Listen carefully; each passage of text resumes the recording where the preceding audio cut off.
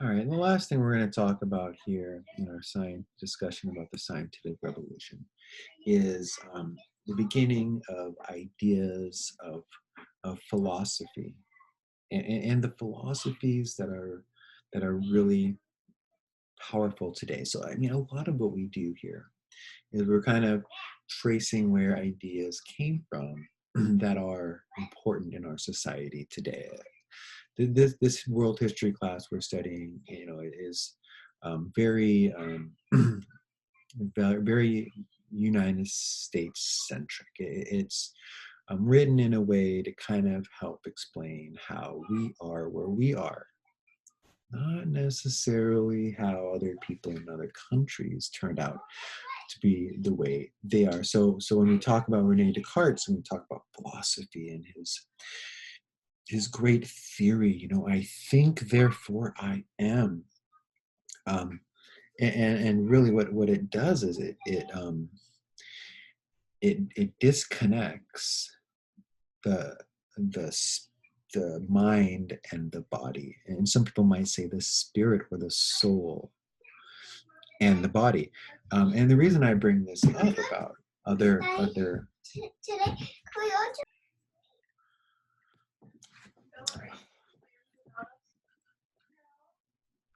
sorry guys, I'm gonna try and zoom. Okay, so so to get back to Descartes, the reason that I bring up the fact that it's a very America-centric class, that it's obviously written for American kids, American culture, American people, um, is because in other countries, that may not be as popular a belief. Um, Different cultures have different beliefs, and who are we to impose our beliefs on other people? But anyways, yeah, Rene Descartes is a Frenchman. And he kind of blends philosophy with the natural sciences. So again, when we think about early philosophers, we're talking about Socrates, we're talking about Plato, we're talking about Aristotle, maybe Virgil, the great Roman philosopher. But Descartes is going to begin this kind of movement that is going to cause change in the way that people see our place on Earth and in this universe. Some people say that he is the father of modern rationalism.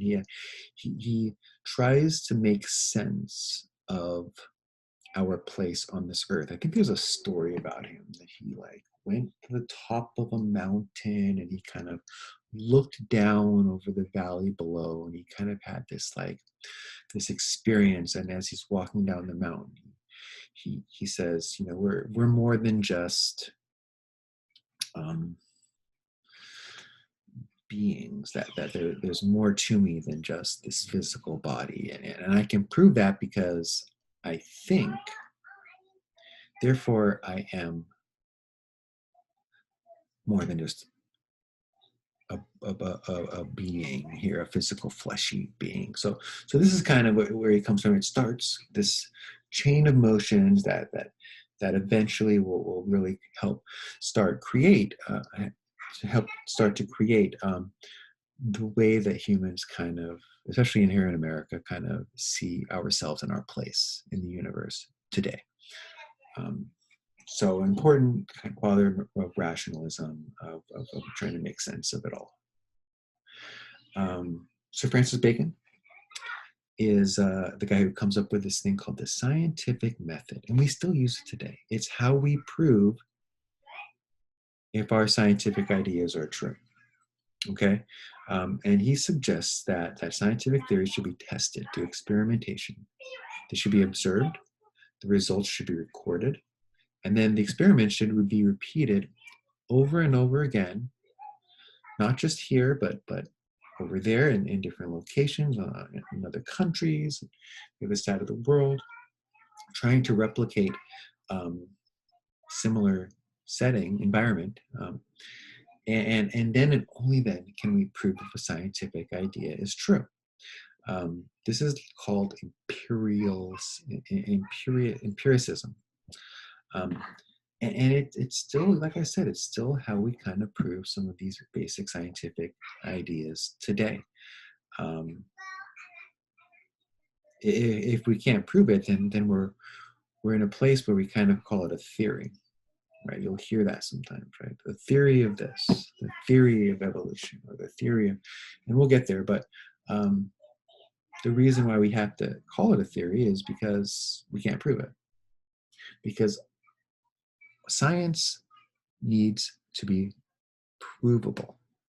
In order for it to be legit science and not junk science, there needs to be proof. There needs to be a way to prove it. And Sir Francis Bacon comes up with this idea, and it's something we still use today. So, and that again, I feel like that the book groups this with reason, because Descartes trying to make sense of it all, of life, and Francis Bacon is trying to find a way to organize and make science real to people. How do you prove that science is real? And Sir Francis Bacon comes up with that idea: experimentation, recording, and more experimentation in different areas, recording, looking at data, and then, and only then, can we actually decide if it's real science. And you guys, science, again, it's provable. It needs to be provable in order to be real science.